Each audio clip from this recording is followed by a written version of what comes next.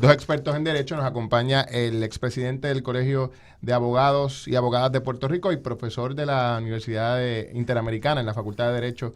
Más que profesor, es decano, ¿no? Es correcto. De la Universidad Interamericana en Derecho, el señor Julio Fontanet. Saludos. Un placer estar con ustedes.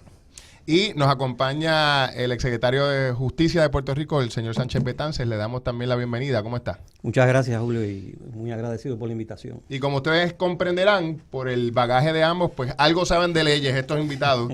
Y ambos han estado mirando este documento que ha sido bautizado como promesa, y con ellos vamos a comenzar esta discusión. No sé si comienzo con usted, Sánchez Betances. Dígame, ¿qué le parece en términos generales esto de promesa? ¿Qué es y qué efectos tendría? Bueno, yo, desde el punto de vista de la opinión, ¿verdad? De lo que promesa podría significar para el país, pues tiene un aspecto positivo, que es que provee, aunque de manera limitada, un mecanismo de reestructuración, que era lo que se perseguía con lo que se llamó la ley de quiebra criolla, y que pretendía, o me parece a mí que la solución sencilla hubiera sido restablecerle a Puerto Rico, como lo tenía antes de 1984, la autoridad para designar municipios e instrumentalidades que pudieran acogerse a la ley de quiebra federal. En el 84 eso se le quitó a Puerto Rico. Sin el estudio legislativo de esa disposición no aparece todavía el porqué, pero misteriosamente se le quitó eso a Puerto Rico. Nadie, exacto, y como no aparece un porqué, no sabemos todavía el porqué. El porqué, no se sabe. Algunos dicen o sugieren que fue parte del cabildeo que tuvieron los acreedores en aquella época para asegurar que los bonos de la Autoridad de Energía Eléctrica, de acueductos, etcétera, no tuvieran la oportunidad de ser reestructurados a través de un procedimiento de quiebra. Pero esto pasó por debajo del radar, porque nos vinimos a enterar, por lo menos el gran público vino a enterarse cuando procuramos intentar acogernos a esta quiebra. Y eso, ese título 3 de la ley de promesa es lo que yo veo como un aspecto positivo, aunque limitado. ¿Qué es la posibilidad de reestructurar la deuda? Es la autoridad para reestructurar. Claro, anteriormente, antes del 1984, y de hecho al presente, salvo por promesa, el gobierno de Puerto Rico no podía irse a la quiebra.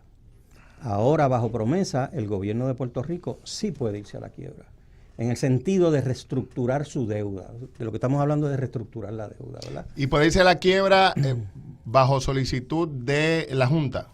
Solamente, o sea, es la Junta quien único puede certificar qué instrumentalidad, o si el Estado mismo, es decir, el gobierno de Puerto Rico, puede reestructurar toda o parte de la deuda. Y quizás no deberíamos hablar en el término de que se vaya a la quiebra, ¿verdad? Quizás el término correcto sería la reestructuración de la deuda, porque el gobierno va a seguir operando, pero lo que va a ocurrir es que hay un mecanismo mediante del cual los acreedores y el gobierno, es decir, el deudor y los acreedores, van a un procedimiento judicial en donde se determina la manera de reestructurar la deuda, cómo se va a pagar, cuándo se va a pagar, etcétera. Lo que se hace usualmente en un caso de quiebra con relación a la reestructuración. Y eso le toca exclusivamente a la Junta. Ahí no vale la opinión del gobierno electo. Bueno, la ley promesa tiene una serie de disposiciones que podríamos decir, en el sentido llano de la palabra, en que no cuenta para pool ni para banca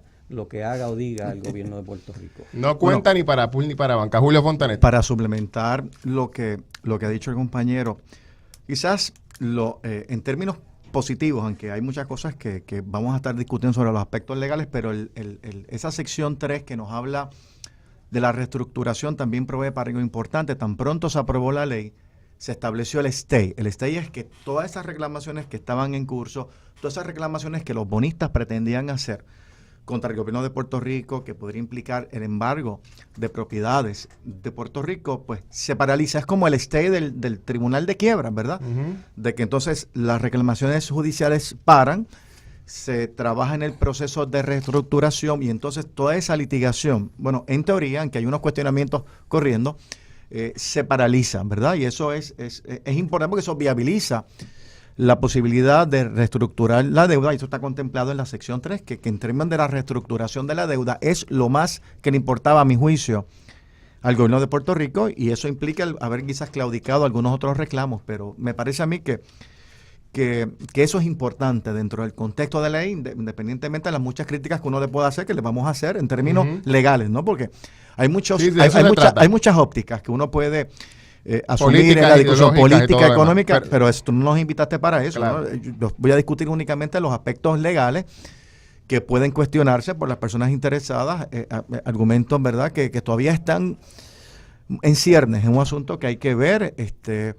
Está el tema, ¿verdad?, de cómo se va a cuestionar el ejercicio del Congreso bajo la cosa territorial para establecer esta junta, donde coincido con lo que dice, ¿verdad?, el compañero, de que el gobierno de Puerto Rico tiene muy poco que decir, ¿verdad? Inclusive el gobernador tiene un representante sin voz, sin voto, ¿verdad?, en esa junta. Sí, él puede, es como el comisionado residente, una cosa así. Es correcto. Que uno opina y habla, pero no, su voto no cuenta para mucho. Bueno, por lo menos el comisionado residente vota en los comités, ¿verdad? Este tampoco. Este no vota en nada, lo que tiene es su voz para expresar. Radio Isla, WSK.